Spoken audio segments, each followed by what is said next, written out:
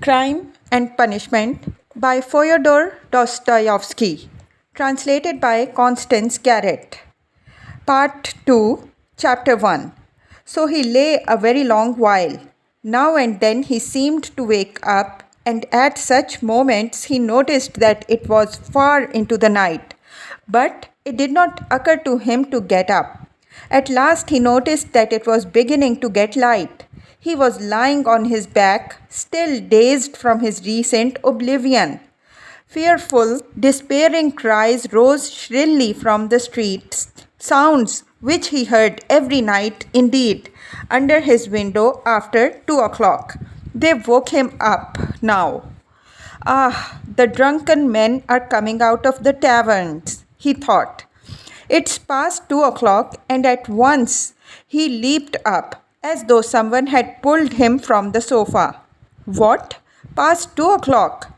He sat down on the sofa and instantly recollected everything. All at once, in one flash, he recollected everything. For the first moment, he thought he was going mad. A dreadful chill came over him, but the chill was from the fever that had begun long before in his sleep. Now he was suddenly taken with a violent shivering, so that his teeth chattered and all his limbs were shaking. He opened the door and began listening. Everything in the house was asleep. With amazement, he gazed at himself and everything in the room around him, wondering how he could have come in the night before without fastening the door, and have flung himself on the sofa without undressing, without even taking his hat off. It had fallen off and was lying on the floor near his pillow. If anyone had come in, what would he have thought? That I'm drunk? But he rushed to the window. There was light enough, and he began hurriedly looking himself all over from head to foot. All his clothes. Were there no traces? But there was no doing it like that. Shivering with cold, he began taking off everything and looking over again. He turned everything over to the last threads and rags. Mistrusting himself, went through his search 3 times. But there seemed to be nothing, no trace except in one place, where some thick drops of congealed blood were clinging to the frayed edge of his trousers. He picked up a big clasp knife and cut off the frayed threads. There seemed to be nothing more. Suddenly he remembered that the purse and the things he had taken out from the old woman's box were still in his pockets. He had not thought till then of taking them out and hiding them. He had not even thought of them while he was examining his clothes. What next? Instantly he rushed to take them out and fling them on the table. When he had pulled everything out and turned the pocket inside out to be sure, there was nothing left. He carried the whole heap to the corner. The paper had come off the bottom of the wall and hung there in tatters. He began stuffing all the things into the hole under the paper.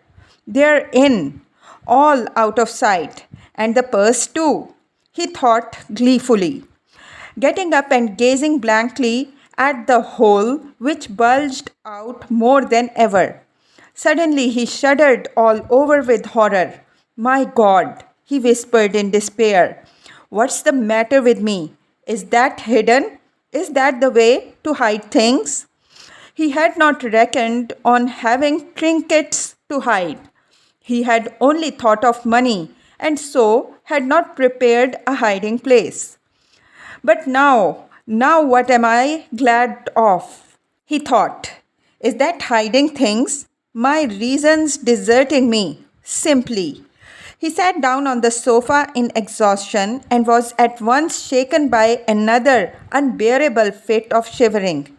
Mechanically he drew from a chair beside him his old student's winter coat, which was still warm enough, almost in rags, covered himself up with it, and once more sank into drowsiness and delirium. He lost consciousness. Not more than 5 minutes had passed when he jumped up a second time and at once pounced in a frenzy on his clothes again. How could I go to sleep again with nothing done? Yes, I have not taken the loop off the armhole. I forgot a thing like that, such a piece of evidence. He pulled off the noose, hurriedly cut it into pieces and threw the bits among his linen under the pillow. Pieces of torn linen couldn't rouse suspicion, whatever happened. I think not anyway, he repeated. Standing in the middle of the room and with painful concentration, he fell to gazing about him again, at the floor and everywhere, trying to make sure he had not forgotten anything. The conviction that all his faculties, even memory, and the simplest power of reflection were failing him began to be an insufferable torture. Surely it isn't beginning already. Surely it isn't my punishment coming upon me. It is. The frayed rags he had cut off his trousers were actually lying on the floor in the middle of the room, where anyone coming in would see them. What is the matter with me? He cried again, like one distraught. Then a strange idea entered his head, that perhaps all his clothes were covered with blood, that perhaps there were a great many stains, but he did not see them, did not notice them because his perceptions were failing, were going into pieces. His reason was clouded. Suddenly he remembered that there had been blood on the purse too. Ah, then there must be blood on the pocket too, for I put the wet purse in my pocket. In a flash he had turned the pocket inside out, and yes, there were traces, stains on the lining of the pocket. So my reason has not quite deserted me. So I still have some sense and memory, since I guessed it of myself, he thought triumphantly, with a deep sigh of relief. It's simply the weakness of fever, a moment's delirium, and he tore the whole lining out of the left pocket of his trousers. At that instant the sunlight fell on his left boot, on the sock which poked out from the boot. He fancied there were traces. He flung off his boots. Traces indeed. The tip of the sock was soaked with blood. He must have unwarily stepped into that pool. But what am I to do with this now? What am I to do? Where am I to put the sock and the rags and the pocket? He gathered them all up in his hands and stood in the middle of the room. In the stove? But they would ransack the stove first of all. Burn them.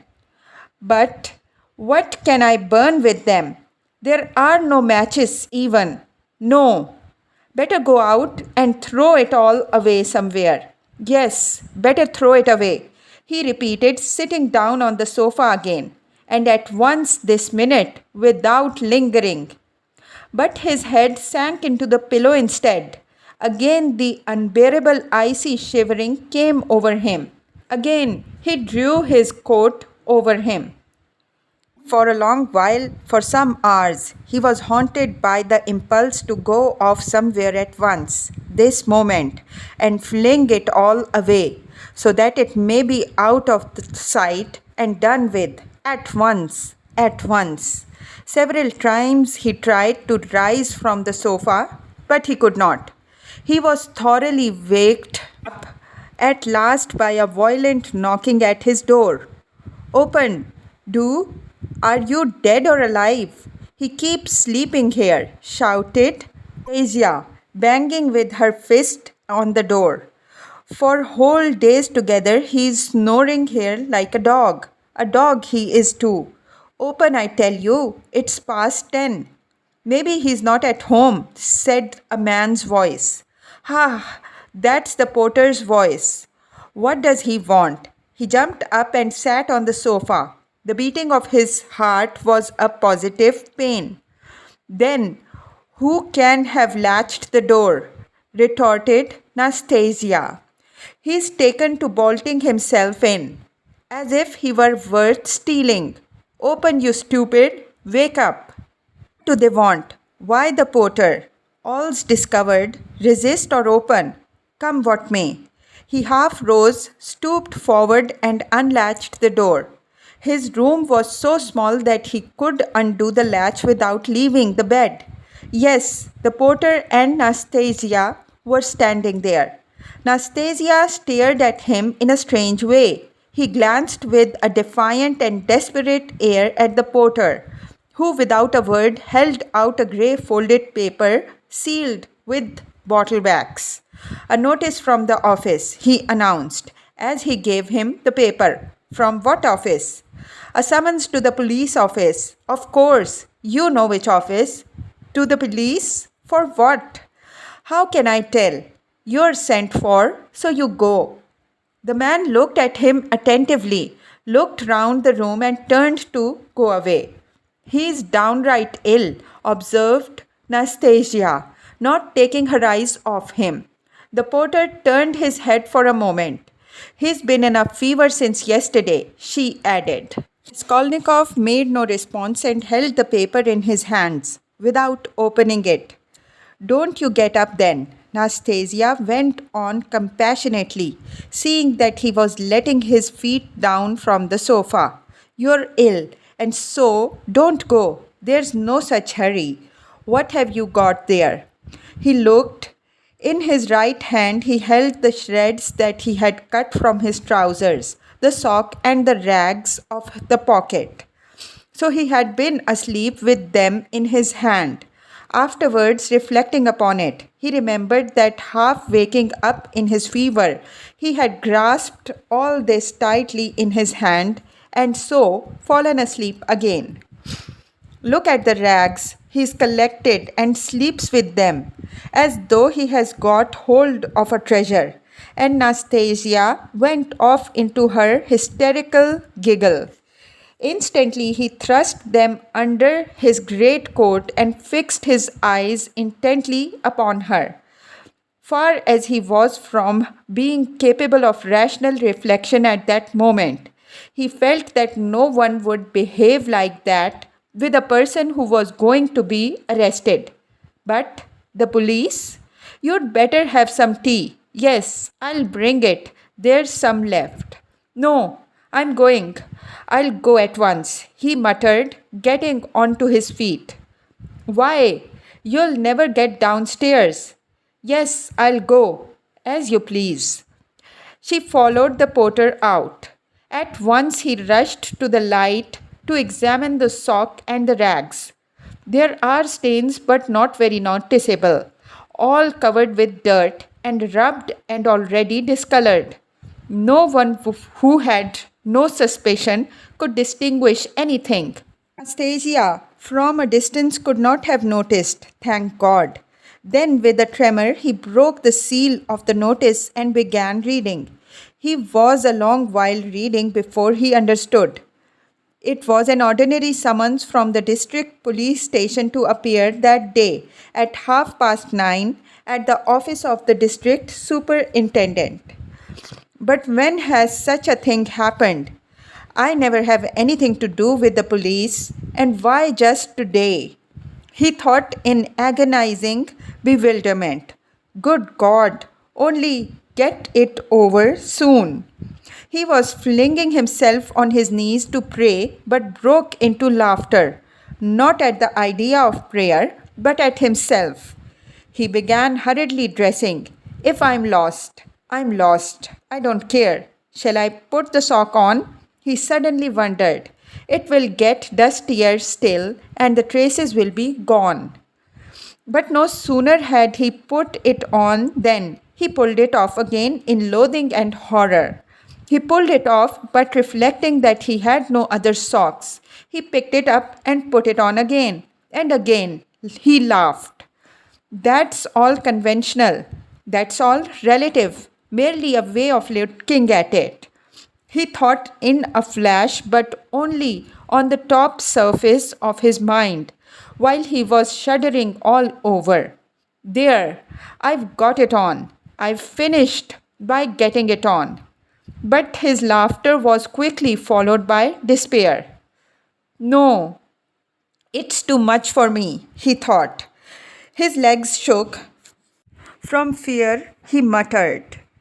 His head swam and ached with fever. It's a trick. They want to decoy me there and confound me over everything, he mused as he went out onto the stairs. The worst of it is, I'm almost light-headed. I may blurt out something stupid.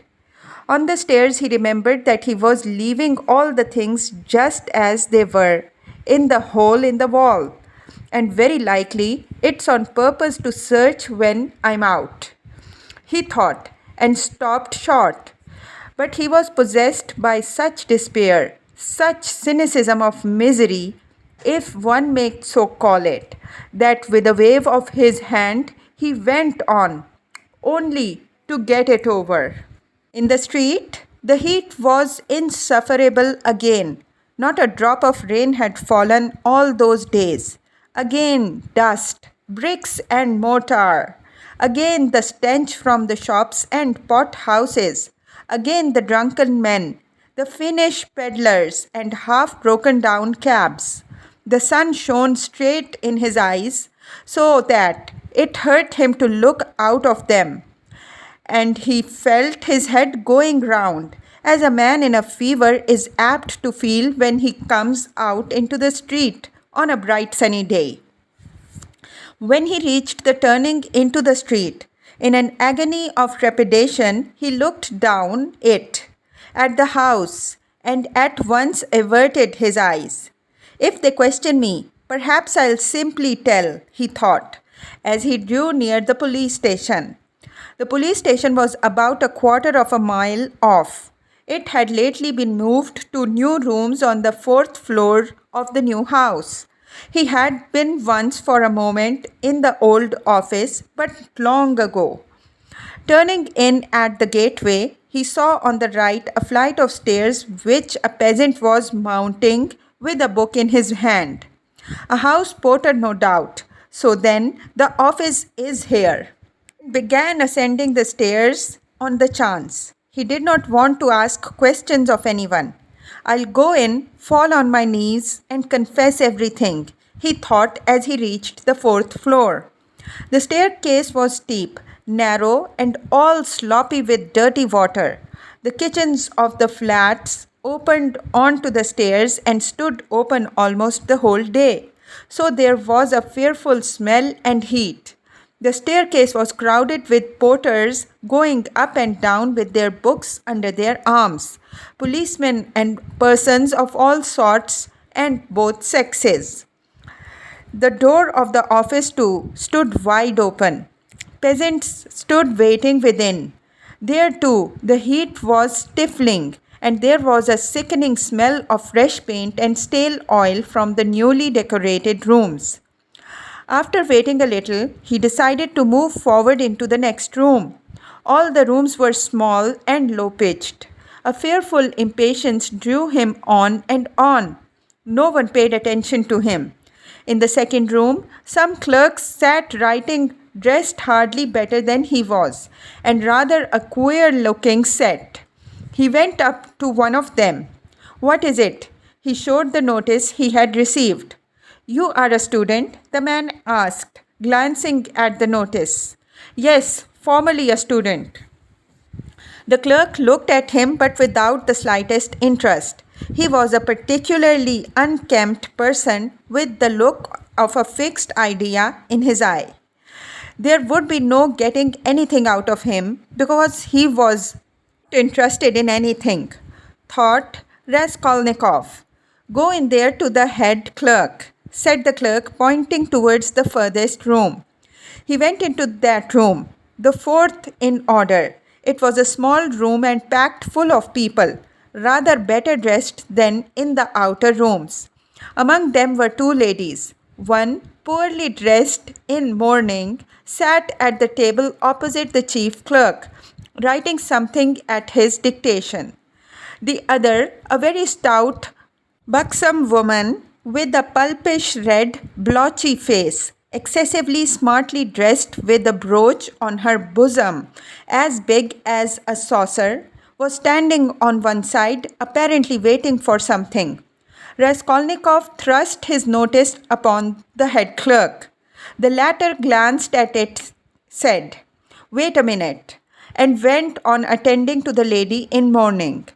He breathed more freely. It can't be that. By degrees, he began to regain confidence. He kept urging himself to have courage and be calm. Some foolishness, some trifling carelessness, and I may betray myself. It's a pity there's no air here, he added. It's stifling. It makes one's head dizzier than ever, and one's mind too. He was conscious of a terrible inner turmoil. He was afraid of losing his self-control. He tried to catch at something and fix his mind on it. Something quite irrelevant, but he could not succeed in this at all. Yet the head clerk greatly interested him. He kept hoping to see through him and guess something from his face. He was a very young man, about 22, with a dark, mobile face that looked older than his years. He was fashionably dressed and foppish, with his hair parted in the middle, well combed and braided, and wore a number of rings on his well-scrubbed fingers and a gold chain on his waistcoat. He said a couple of words in French to a foreigner who was in the room, and said them fairly correctly. "Miss Ivanova, you can sit down," he said casually to the gaily dressed, purple-faced lady, who was still standing as though not venturing to sit down, though there was a chair beside her.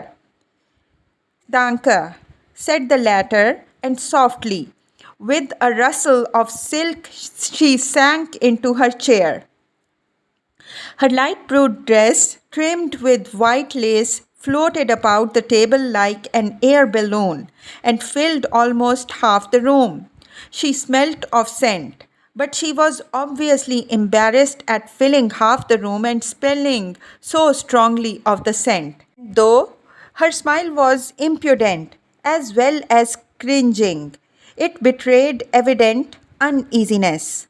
The lady in mourning had done at last and got up.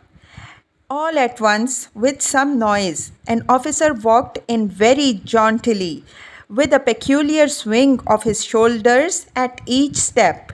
He tossed his cockaded cap on the table and sat down in an easy chair.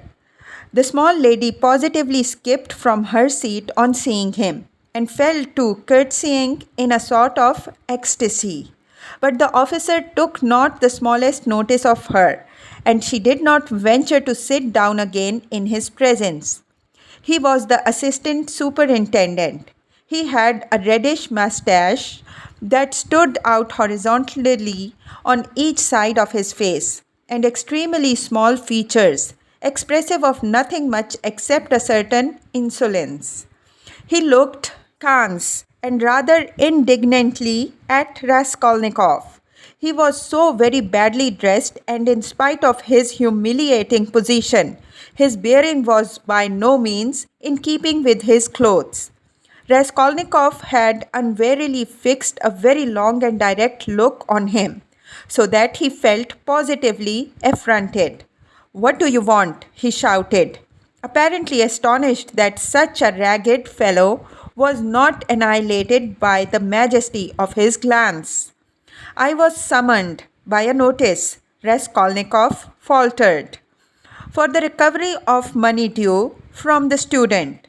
The head clerk interfered, tearing himself from his papers. "Here," and he flung Raskolnikov a document and pointed out the place. "Read that." "Money? What money?" thought Raskolnikov. "But then it's certainly not that." And he trembled with joy. He felt sudden, intense, indescribable relief. A load was lifted from his back. "And pray, what time were you directed to appear, sir?"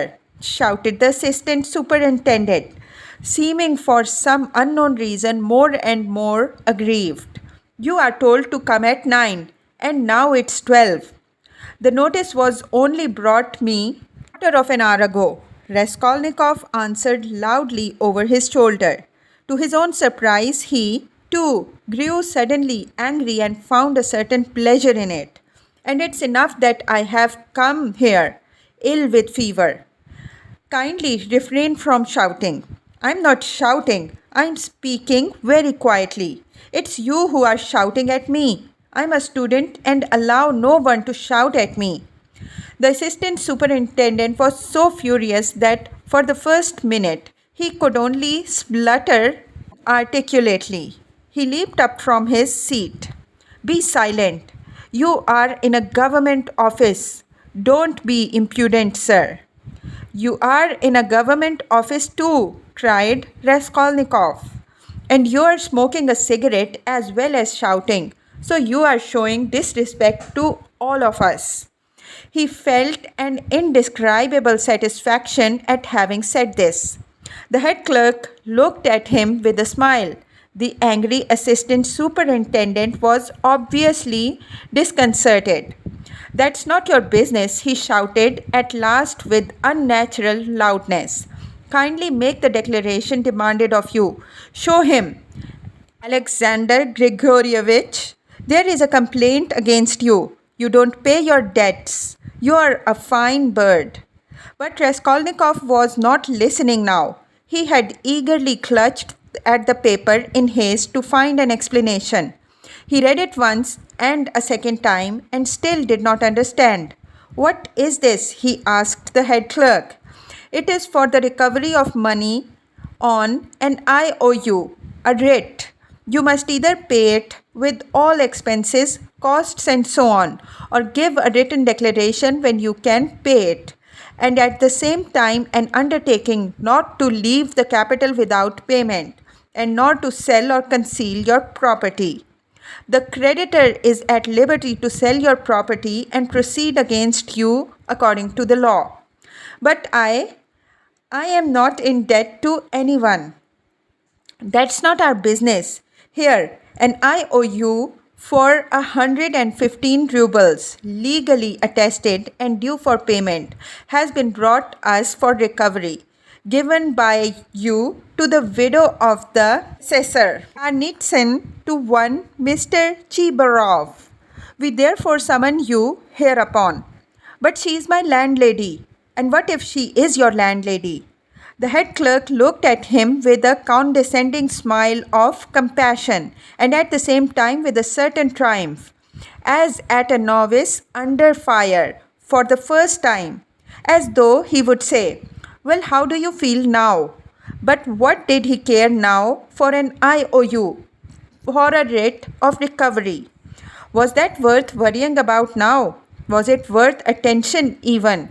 He stood, he read, he listened, he answered, he even asked questions himself, but all mechanically.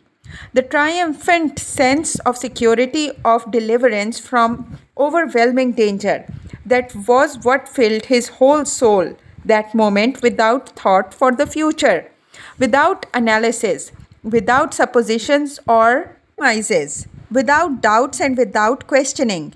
It was an instant of full, direct, purely instinctive joy. But at that very moment, something like a thunderstorm took place in the office. The assistant superintendent, still shaken by Raskolnikov's disrespect, still fuming and obviously anxious to keep up his wounded dignity, pounced on the unfortunate smart lady who had been gazing at him ever since he came in with an exceedingly silly smile. Shameful hussy, he shouted suddenly at the top of his voice. The lady in mourning had left the office. What was going on at your house last night? Eh? A disgrace again. You're a scandal to the whole street. Fighting and drinking again. Do you want the house of correction? Why, I have warned you 10 times over that. I would not let you off the 11th. And here you are again. Again. You.